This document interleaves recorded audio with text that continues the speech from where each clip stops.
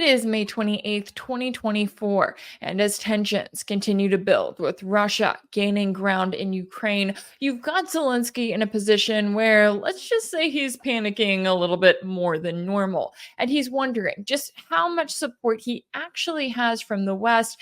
And yes, that comes even as you have American and British officials, along with the chief of NATO, claiming that it's about time for Kiev to be allowed to use NATO weapons to strike Russian territory, even though that's what they've already been doing this entire time. Now, you may be saying, well, wait a second, aren't we supposed to be talking about peace? After all, there is supposed to be this big fancy summit coming up in Switzerland in a few weeks where leaders from dozens of countries are going to gather together and they are going to talk about peace in Ukraine. The only problem with that plan is that it's centered around what is being referred to as Zelensky's peace plan.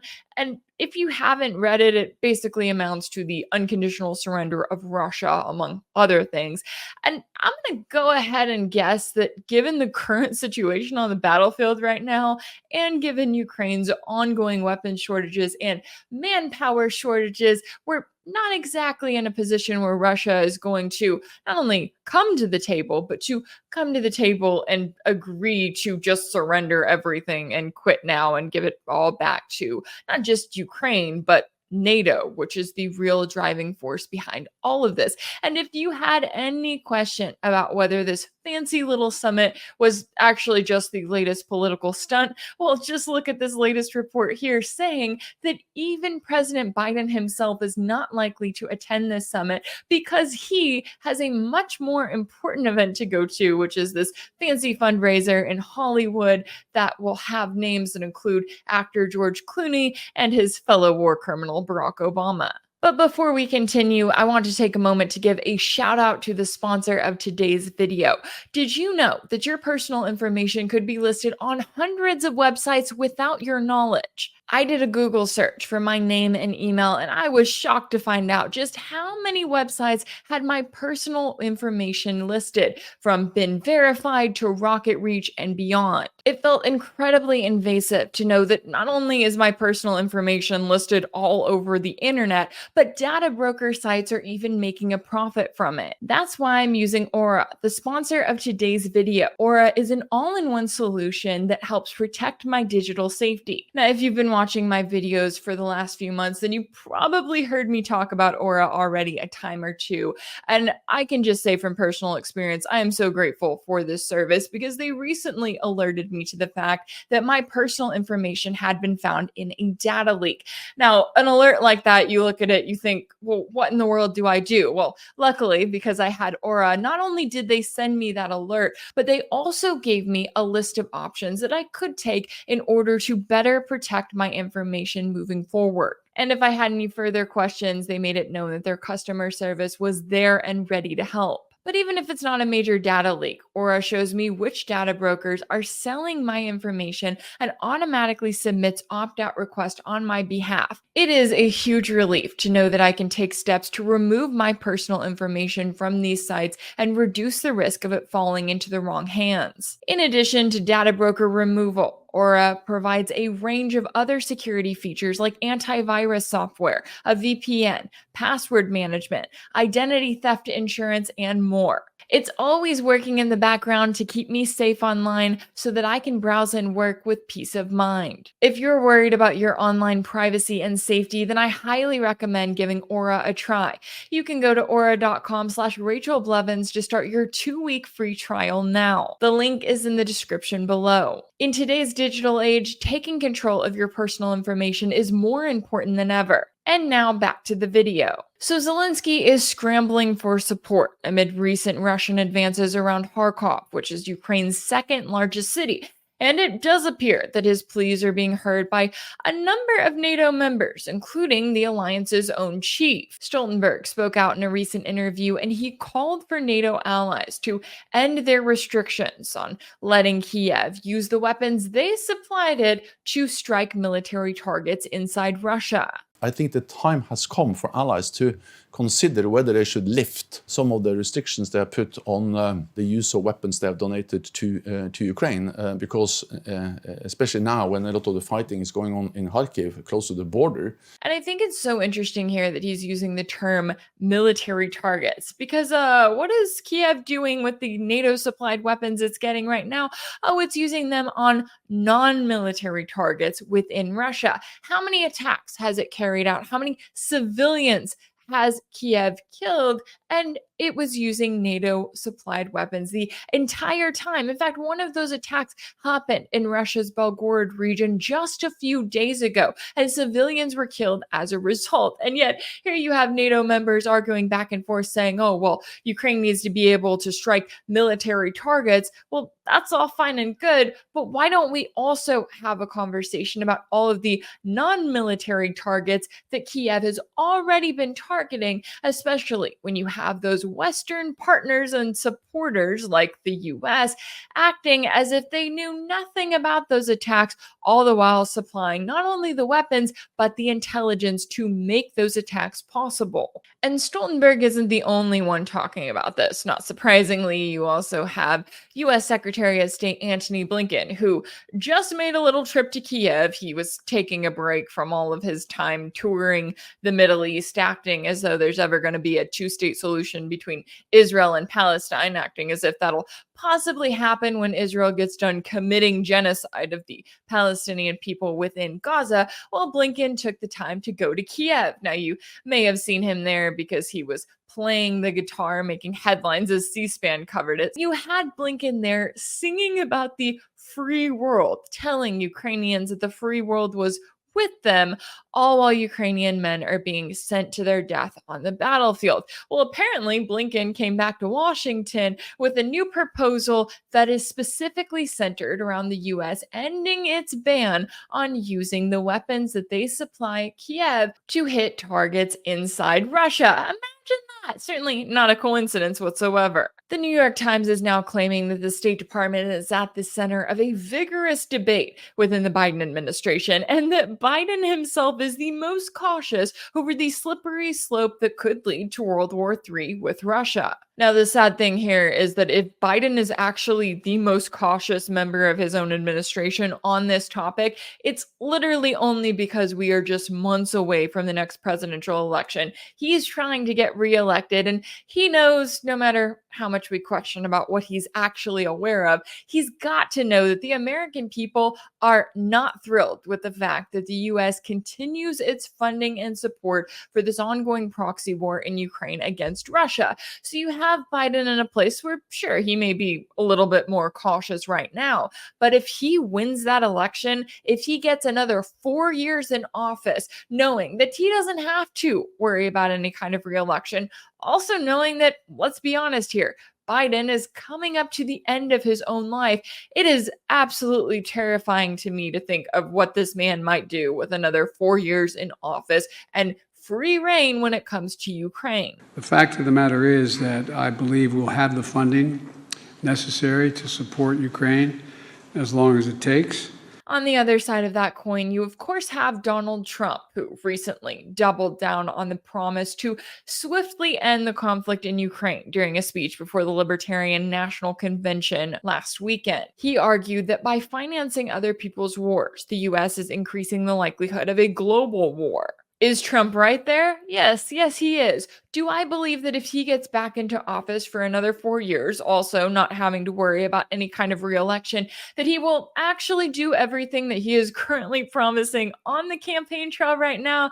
Yeah, not a chance. And I know that some of you are a little bit more optimistic than me on that, and I guess I wish that I was, but then I look at Trump, I look at some of the rumored picks for his vice president, and I remember that in 2016, we got a Trump who campaigned kind of similar to the way that Trump is campaigning right now. And then we saw all of the winners that he put in his candidate. In other words, all of these psychopathic neocons who were trying to drive us to World War III by any means necessary. And I'll be honest, I don't really see enough of a change with who Trump is surrounding himself right now to think that if he gets into office for another 4 years, that his cabinet is not going to look at least a little bit similar to the way that it was before. Sure, it may not be John Bolton, but it may be Nikki Haley, Marco Rubio, and the list goes on and on. Now, meanwhile, the UK certainly seems to be on board for increasing tensions with Russia, as you have British Foreign Secretary David Cameron, who also made a trip of his own to Kiev earlier this month. And he declared that it was up to Ukraine to decide how to use British weapons, insisting that Kiev has the right to strike targets on Russian territory. He also said that the UK would provide £3 billion per year in aid to Kiev for quote unquote, as long as necessary, whatever that means. So, what is Russia saying in response? Well, after Cameron's comments, the Russian Foreign Ministry summoned London's ambassador to Russia to warn that Moscow could strike British military sites in Ukraine and beyond in response if the UK goes this route by giving Kiev all of this freedom that it claims that Zelensky needs. As for the most recent comments coming from NATO, Kremlin spokesman Dmitry Peskov condemned the NATO chief and noted that this is proof that NATO is increasing the degree of escalation. When asked if NATO is approaching a direct confrontation with Russia, Peskov said, quote, "They are not close, they are in it." And he's right. The confrontation is already here. The foreign mercenaries are already on the ground. You already have reports of NATO allies sending their troops to the ground in Ukraine. And you have the continuing escalation that we're seeing from people like French President Macron talking about the need for NATO troops in Ukraine, talking about how this is where the alliance is headed. And at the same time, you apparently have this fancy summit in Switzerland where you have Zelensky, I guess on one hand, acting as if it is going to be the path to peace, even though Russia isn't included. And again, going back to the fact that Ukraine's plan involves the unconditional surrender of Russia. And then, on the other hand, you also have Biden reportedly skipping out on that summit to go raise money for the upcoming election so he can go hang out with his fellow war criminal Barack Obama some more. But it gets even more interesting when you factor in the part where Zelensky is admitting that he's not exactly ready for peace here. In fact, in recent interviews, he has mentioned the fact that the US and really the West as a whole are scared that Russia will lose the war. Now, what he's saying with that is that the West has not gone full throttle into this, right? We are not seeing the US and its allies in Europe really going into a full-on World War III situation where they are looking to defeat Russia at all cost. And Zelensky's argument is that, look, either Russia loses here or Ukraine loses here. And he's coming at it from a place of criticism of the West for not doing enough to support Ukraine, for not doing enough to confront Russia. And on one hand, I mean, I think he's not entirely wrong because the West, as we've seen, they don't really want direct war with Russia, at least not yet. They want a proxy war with Russia, sure. They want to try to suffocate Russia's economy through a historic number of sanctions, absolutely. But they have fallen short of a full-on World War III scenario. And I think that there are a number of reasons why you are not seeing the West throwing itself into World War III just yet. Now, part of that is that over the last 2.5 years, we have been in the process of kind of seeing how things would go. Now, hypothetically, if we had started out, the West had put all of these sanctions on Russia and the Russian economy had just crumbled, then the idea was that the West would be able to bring Russia to its knees, to bring it to the negotiating table, and to basically tell the Russian government, we are going to do whatever we want to do as the West. We're going to make Ukraine a NATO member. We're going to force Crimea back under Ukraine's control, even though the people of Crimea don't want to be a part of Ukraine. They voted to be a part of Russia, really to return to Russia, and they have continued to be happy with that choice ever since. But of course, that ideal scenario that I'm sure that Biden and Blinken and all of the rest of them thought about and dreamt about for many months before we got into the current war in Ukraine, that hasn't exactly worked out in the way that they hoped it would. And it doesn't appear that it's going to anytime soon.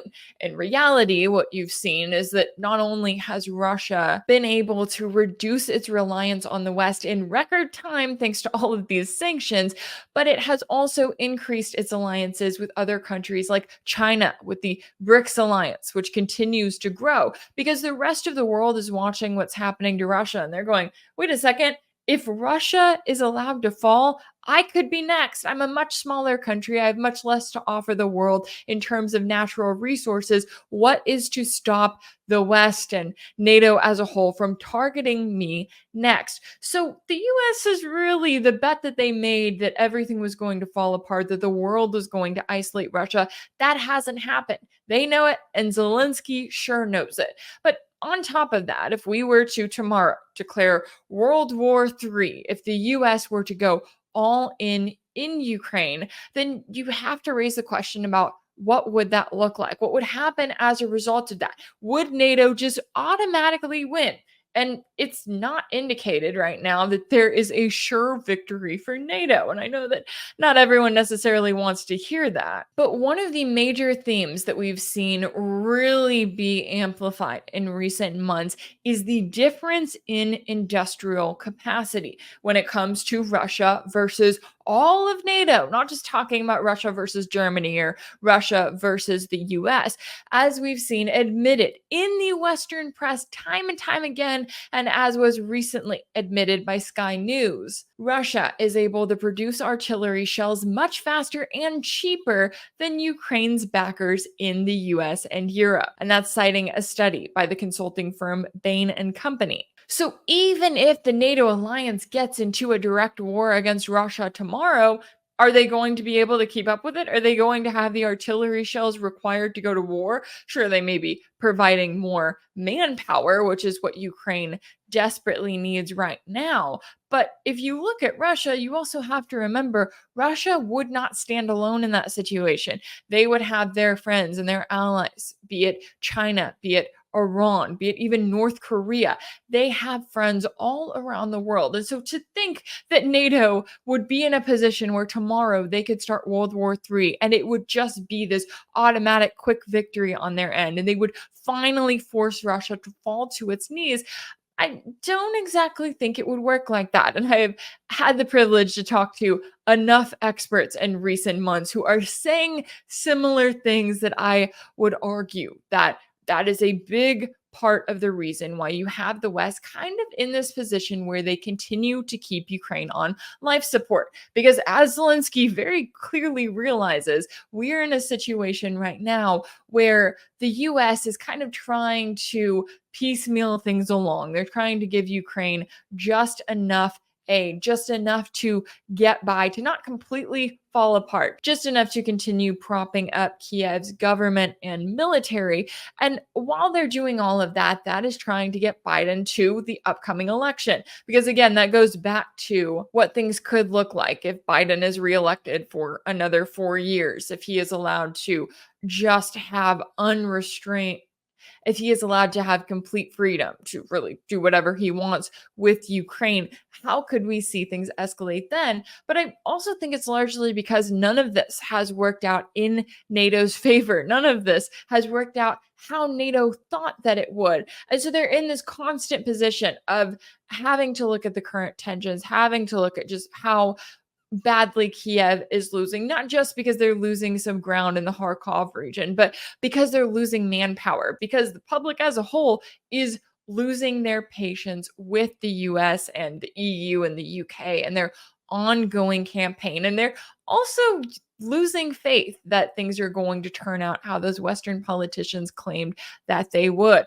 But of course, given the fact that we have restraint right now, it always raises that threat of what could happen after the election, what NATO may try to pull, because even though we can look at this and we can say, oh, well, we keep seeing these reports that Russia's industrial capacity is far outpacing the entire NATO alliance. Well, that reality, that logic has never been able to stop the psychopathic neoconservative politicians in Washington and Brussels and beyond before. And I don't exactly think that it will stop them now. And that's something everyone should be talking about.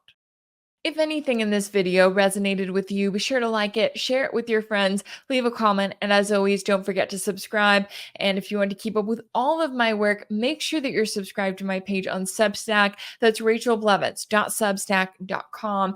And for those of you who have made it to this point of the video, I know that sometimes whenever I have ads that are included, ad reads more specifically, that are included and referenced in some of my videos, I tend to get a lot of very sassy, not so nice comments and messages. And I know that sometimes that can be kind of an annoyance, but I just wanted to say thank you guys for sticking in there, for continuing to watch the video. I know that it's not always your preference, but just remember, at the end of the day, I am not able to do all of this for free. If I could turn out videos for free and still be able to, I guess, magically pay my bills, then I would. But we have to remember that it is those ads included in the video that allow me to make videos like this one, allow me to keep going and to keep putting work on my channel, and that also allow me the freedom to talk about the topics that I do cover. Because as much as I would love to do all of this for free, I do have bills to pay. I have to keep a roof over my head. I have to continue